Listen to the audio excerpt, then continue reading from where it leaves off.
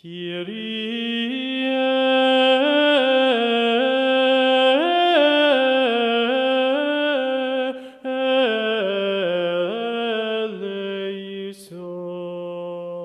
eleison.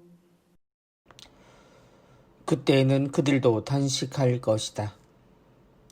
신앙생활을 하며 사람들은 여러 가지 기도와 신앙에 관계된 내용들을 익히고 실천하며 삽니다. 그 중에는 매일 기도와 같이 규칙적으로 해야 하는 것과 또 사람들 사이에 효과 좋은 것으로 알려진 기도가 있는가 하면 특별한 시기에 하게 되는 행동들과 습관들이 존재합니다.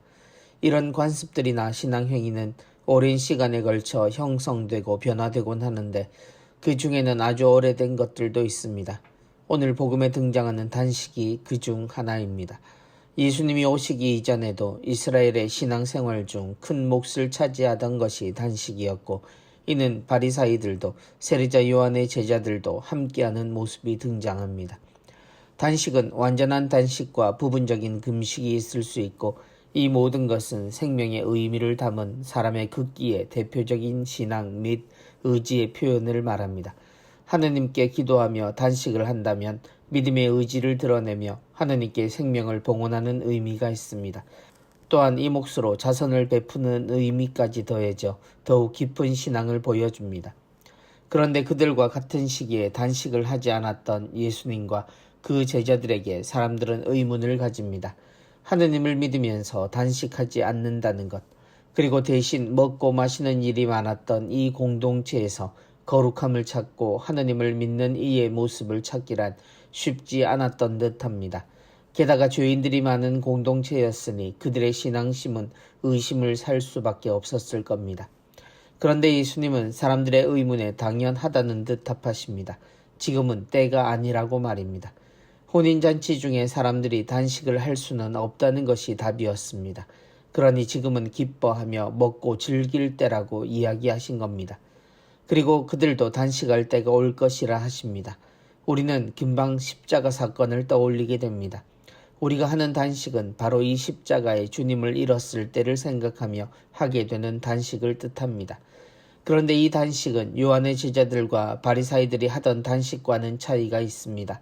그들은 자신들의 정성을 드러내고 의지를 보이는 봉헌의 단식이었다면 예수님을 두고 하는 이 단식은 곡기를 끊는 슬픔의 단식에 가깝습니다.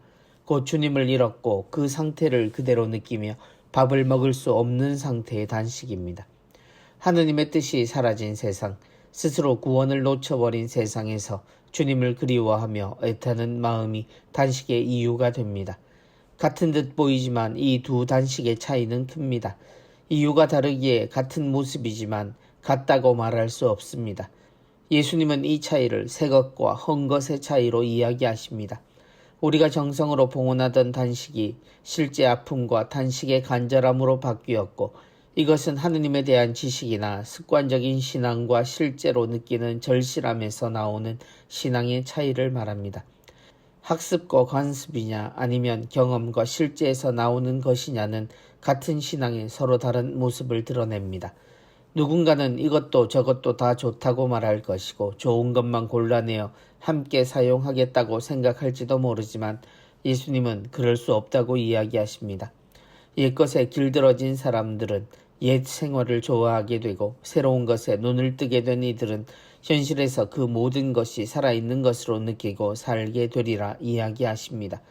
어느 하나가 부정되지는 않겠지만 둘 중 우리는 그리스도의 단식에서 나온 사람들이라는 것을 기억할 이유는 있습니다.